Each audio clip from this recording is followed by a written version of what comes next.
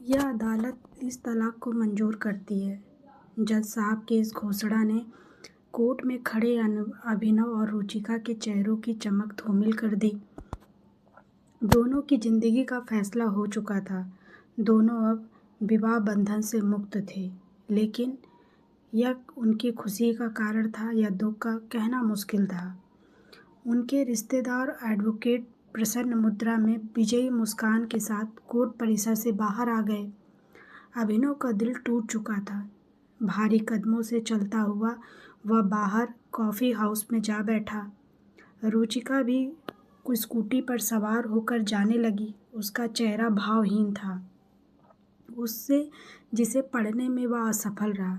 जीवन के ऐसे क्षण बहुत विचित्र होते हैं जब हार जीत को समझना ही कठिन हो जाता है। दोनों परिवारों के रिश्तेदार जा चुके थे। दोनों एडवोकेट जो कोर्ट में एक दूसरे से बेइंतहा झगड़ रहे थे, अब एक दूसरे का हाथ पकड़े प्रेम से चाय पी रहे थे। किन की जिंदगी टूटी, किन के सपने बिखरे, किसी को इससे कोई मतलब नहीं था। सभी रिश्तेदार और परिजन अपनी आन शान पर आई तोहमत को तलाक रूपी परिणाम में बदलकर अब रुखसत हो चुके थे। अब उनकी दखल अंदाजी की कोई और संभावना नहीं बची थी। रुचिका अब उसके सामने से गुजर रही थी। एक नज़र उसने अभिनव को देखा। दोनों ठिठके भी, लेकिन शायद अहम की दीवारें भावनाओं से ज़्यादा मजबूत थी। वह स्पीड बढ़ाकर निकल गई। उसका आक्रोश शायद स्कूटी की स्पीड पर निकल रहा था। तभी तेज कर्कश आवाज़ गूंजी और अभिनव ने रुचिका की स्कूटी को सामने से आती कार से टकराते देखा। वह दौड़ पड़ा। रुचिका सड़क पर बेसुध पड़ी थी। सिर से बहते खून को देखकर वह घबरा गया। वो फौरन उसे उठाकर ऑटो से अस्पताल की ओर दौड़ा। रुचिका की आंखें मुद्दी जा रही थी। अभिनव का डर बढ़ता जा रहा था। अस्पताल में उसका इलाज शुरू हो गया, लेकिन उसे इस हालत में छोड़कर वह जाने को तैयार नहीं था। नियति के खेल भी कितने अजीब होते हैं। इंसान जब करीब हो तो दूर हो जाते हैं, और दूर रहने पर मुहर लग जाए तो नज़दीक आना संयोग बन जाता है।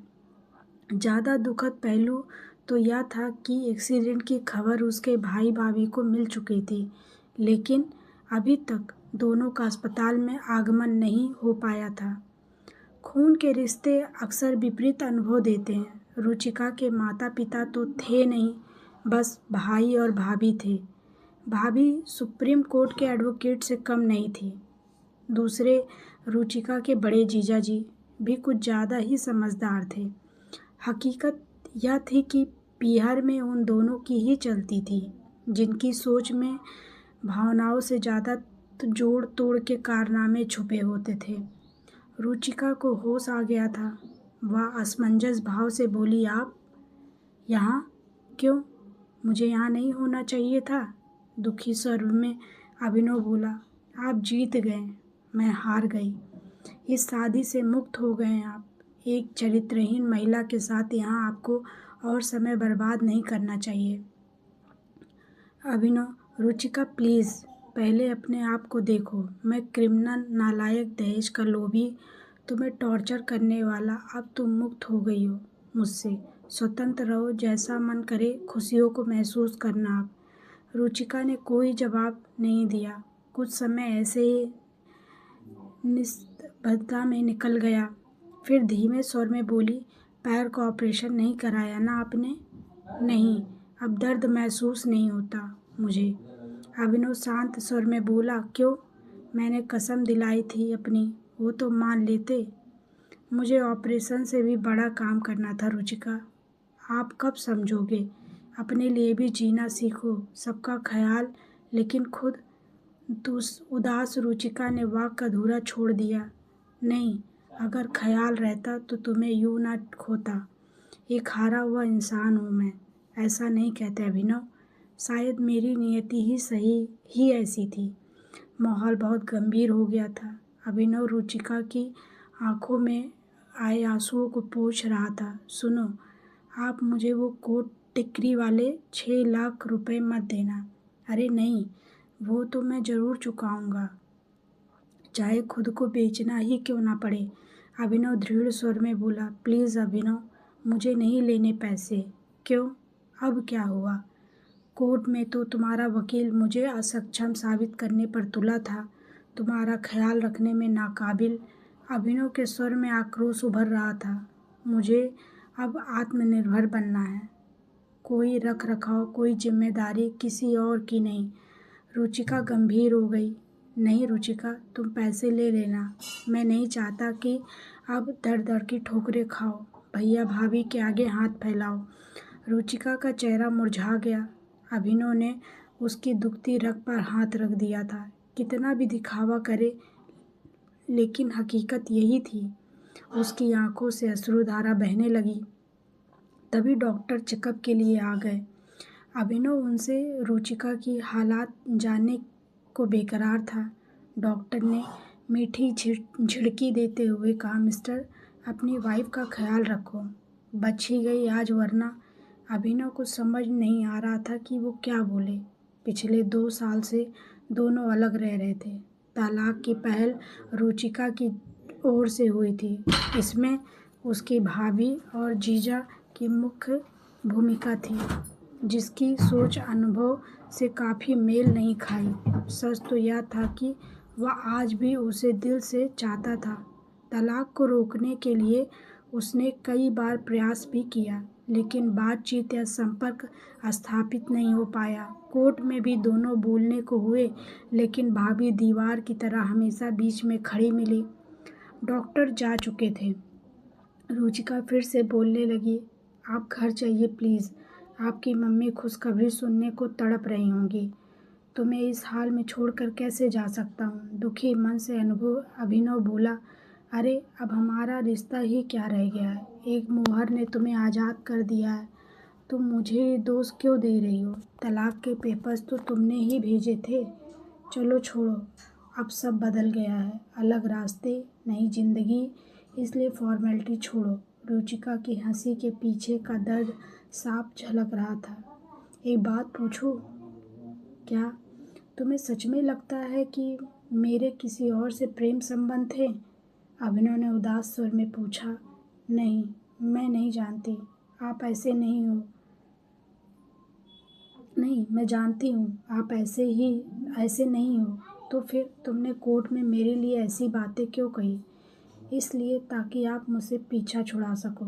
आपके घर वाले तो यही चाहते थे कि मैं आपकी ज़िंदगी से दूर हो जाऊं। अभिनव कुछ और बोल पाता उससे पहले ही रुचिका के भाई भाभी दंदनाते हुए आ पहुँचे। भाई अभिनव पर गरजने लगा, मिस्टर, अब क्या जान लेकर ही मानोगे मेरी बहन की? अभिनव खून का घूंट पीकर रह गया। वहाँ हंगामा खड़ा करना व्यर्थ था। भाई रुचिका को समझा रहा था कि सब अभिनव का ही किया धरा है, वो बदला लेने के लिए उसकी जान तक ले सकता है। रुचिका अब और चुप नहीं रह सकी। प्लीज़ मुझे अकेला छोड़ो, मैं अब जीना नहीं चाहती। अभिनव का वहाँ रहना अब और संभव नहीं था। घर पहुँचते ही उसे एक और झटका लगा। ड्राइंग रूम में बहन बहनोई वगैरह सब जीत का जश्न मना रहे थे। टेबल पर मिठाई सजी थी। मानो मन की ऐसी विचित्रता पर उसे कोफ्त होने लगी। क्या इंसान इतना असंवेदनशील हो सकता है? व्यथित मन से वह अभी भी अपनी जीत हार को समझने में लगा था। रात के 9 बज रहे थे। बिस्तर पे पड़ा अनुभव करवटें बदल रहा था। उसे आज जीवन का कड़वा सच महसूस हो रहा था। रिश्ते की अहमियत तभी समझ आती है जब सब कुछ ध्वस्त हो जाता है। रुचिका 2 साल पहले घर छोड़कर जा चुकी थी, पर एक उम्मीद थी कि वो वापस ज़रूर आएगी। लेकिन आज कोर्ट की मोहर ने वह उम्मीद भी ख़त्म कर दी थी। उसकी आंखें नम हो गई। अलमारी में आज भी रुचिका की कुछ साड़ियाँ, कपड़े रखे थे, जिन्हें अभिनव ने स्मृतियों की धरोहर समझकर सहेज रखा था। रुचिका का अक्स अब जेहन से हटने को तैयार नहीं था। भले ही वह कड़वा बोलती थी, लेकिन उसकी हर ज़रूरत को बिना कहे समय से पहले समझ लेना उसकी खूबी थी। नींद कोसों दूर थी। उसे बीते 5 वर्षों का घटनाक्रम याद आने लगा। बिना माँ बाप की रुचिका का रिश्ता आते ही घर में भूचाल आया था, लेकिन उसकी फ़ोटो ने अभिनव का दिल जीत लिया था। सुंदर, सुशील और जमाने की सताई सी दबी छुपी छवि को अभिनव ने आंखों में पढ़ लिया था। जब वह उसे देखने गया तब गंभीर मूरत की तरह बैठी रुचिका की आंखों ने बहुत कुछ बयां कर दिया था। उसमें अन्य लड़कियों जैसा उमंग और जोश नजर नहीं आया था।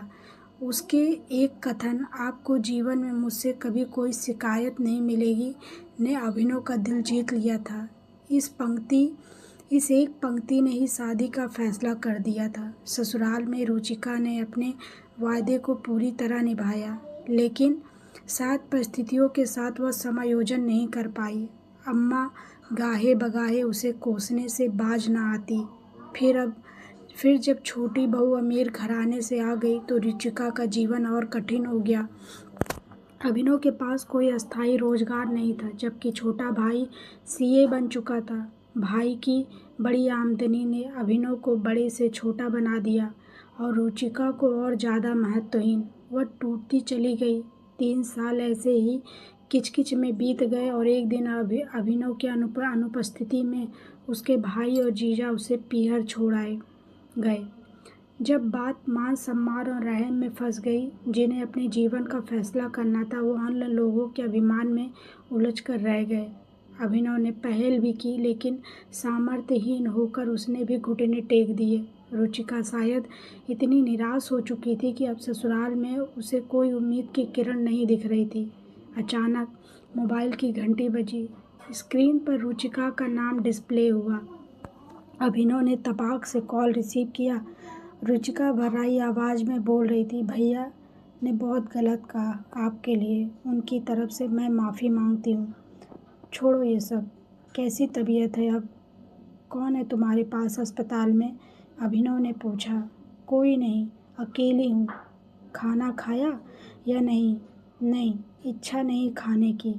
हद करती हो, रुको मैं आता हूँ। अरे नहीं, आप परेशान ना हो। पागल हो? रात में तबीयत बिगड़ गई तो? कुछ नहीं बिगड़ेगा अभिनव, मौत मेरे नसीब में नहीं। प्लीज़ रुचिका, ऐसी बातें मत करो, मैं अभी भी तुमसे बहुत प्यार करता हूँ।